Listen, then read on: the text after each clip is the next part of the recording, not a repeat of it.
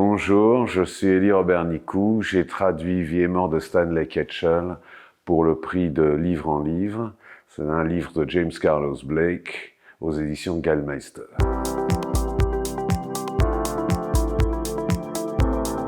Alors ici, on est dans ma salle de boxe. C'est une salle de boxe que j'ai créée chez moi à la campagne. Comme c'était un livre sur la boxe que j'ai traduit et dont on parle, et comme j'ai écrit plusieurs livres sur la boxe, j'ai pensé que c'était parfaitement cohérent et l'endroit idéal pour en parler.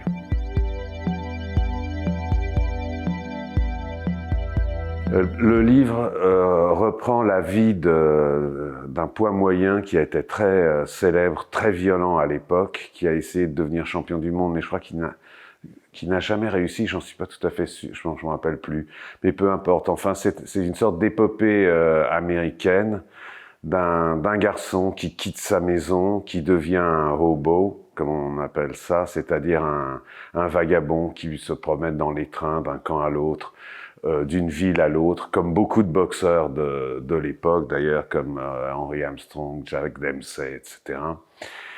Et qui finalement va devenir boxeur parce qu'il ne sait rien faire d'autre, et petit à petit va devenir célèbre, et à travers lui, c'est un pan de l'histoire américaine qu'on découvre dans le livre de James Carlos Blake. Ce que j'ai particulièrement apprécié dans le livre de James Carlos Blake, c'est la description des combats. C'est parce que c'est un exercice littéraire extrêmement difficile que de décrire de l'action, surtout que rien ne ressemble plus à un combat de boxe qu'à un autre combat de boxe. Donc, arriver à faire vivre ça par des mots, c'était pour moi l'aspect sans aucun doute le plus intéressant du livre.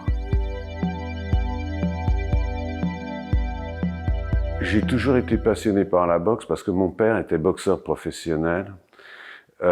Et comme tout boxeur professionnel, il ne voulait pas que son fils le devienne. Alors que moi, c'était mon rêve. Et j'ai toujours été hanté par la boxe, en fait. Et n'ayant jamais pu devenir un boxeur professionnel, je m'y suis retrouvé en étant entraîneur ou en écrivant des ouvrages sur la boxe. C'est une façon d'être, une façon de vivre, en fait, qui continue à me fasciner.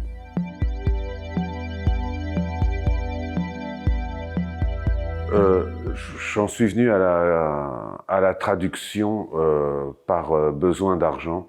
Je faisais mes études quand on m'a proposé une première traduction que j'ai acceptée. C'était un livre énorme.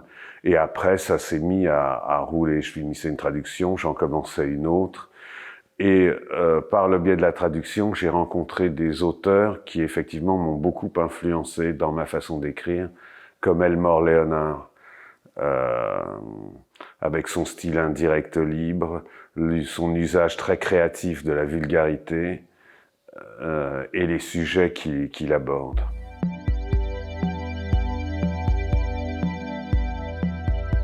Oui, achetez mes livres.